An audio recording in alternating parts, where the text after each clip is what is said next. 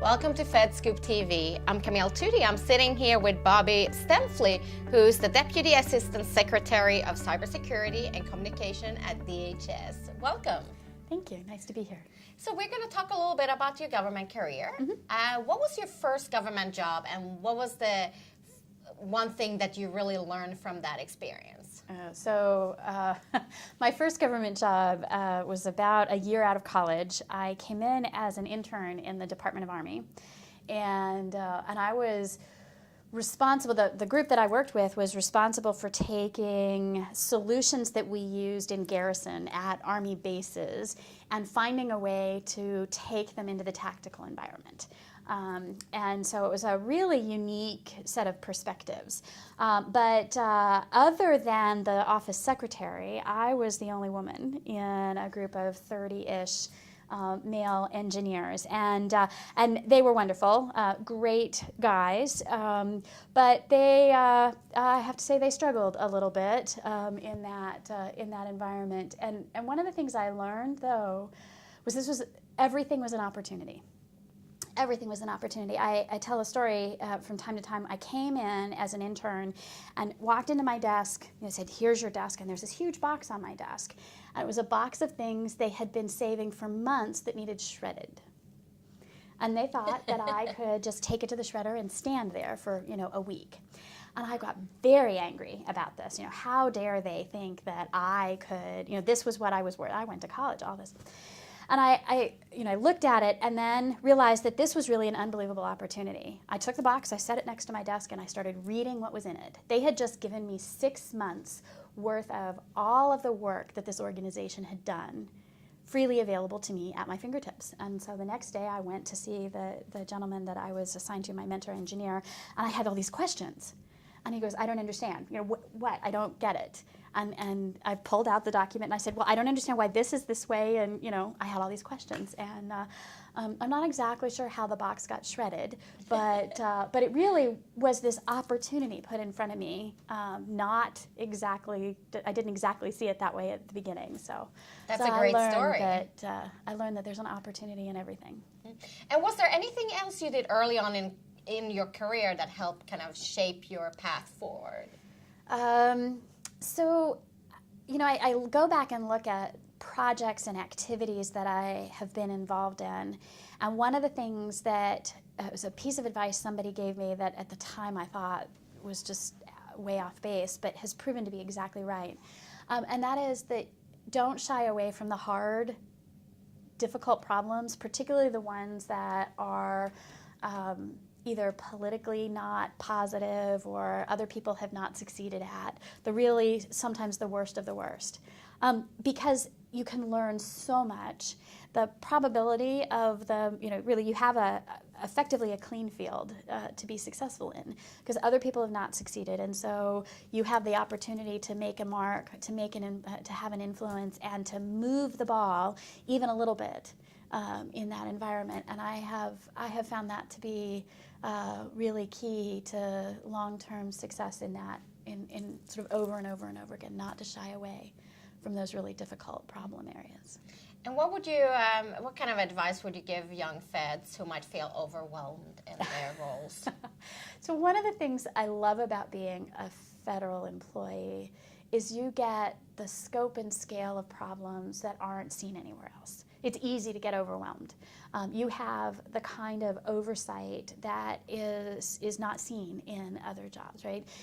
The process is as important as the outcome. The outcome is absolutely vital, right? We have to focus on that outcome. And so it's really easy to get overwhelmed.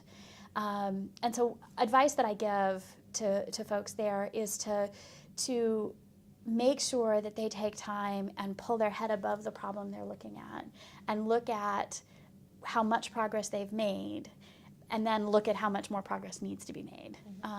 To find out what motivates yourself early and focus on that as you're taking on a particular problem or an engagement, and to communicate and collaborate with those around you.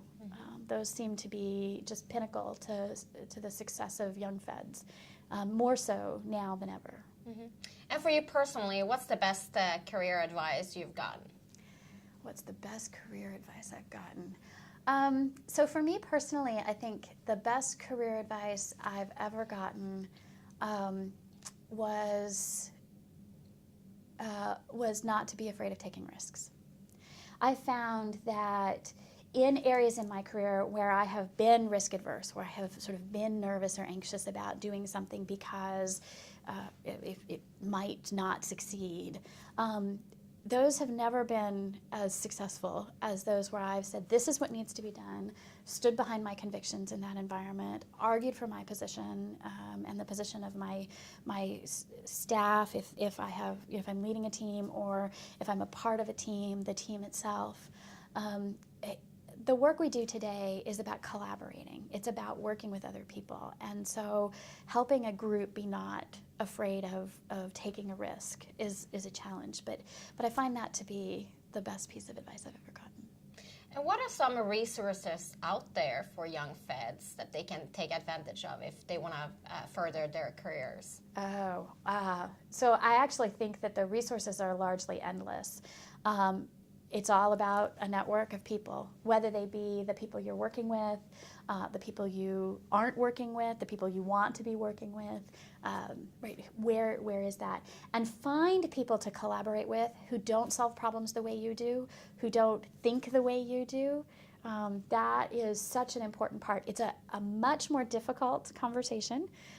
You both have to work at it, but your answers are so much better when it comes to the end. And so, really reaching out and getting to know people and talking to them and being a mentor for others. Even if you're at sort of the earliest stages of your federal career, there are people who are in that same place with you, and you can really work with each other and shore each other up in those scenarios.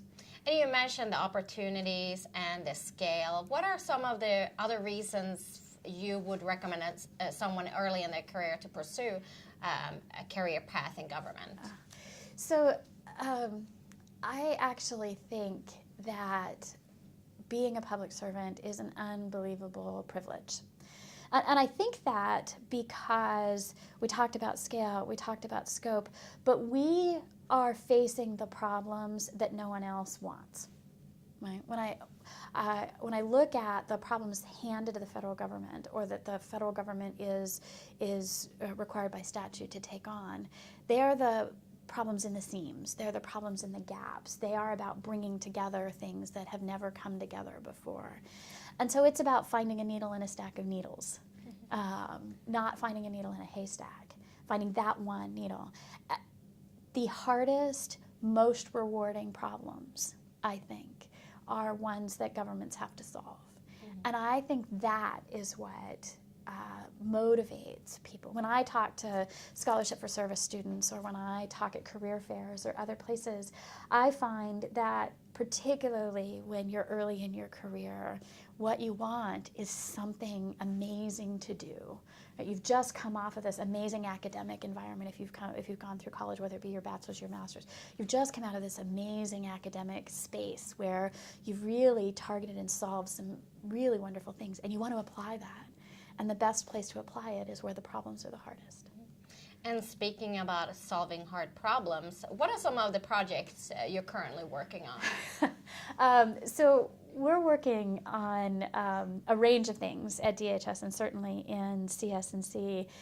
Some of the areas that I'm most passionate about are about building partnerships with our stakeholders, building collaboration with the private sector and industry owners and operators, helping them be more, for those that have not been involved in the cybersecurity environment or in the interoperable communications environment, helping them understand where they fit in sort of the spectrum of activities that needs to occur, where they can most contribute, and helping us hear their concerns and issues. And so it's a soft problem, right? It's not a hard engineering problem, but it's very much a complicated interpersonal problem and interorganizational problem. And so really excited about that.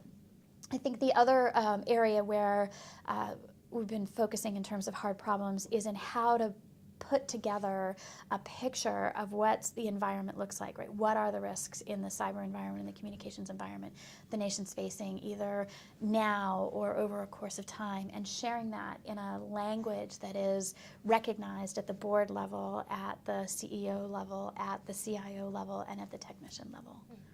Bobbie, it's been a pleasure having you on FedScoopTV. We appreciate it. Thank you. Thank you for having me.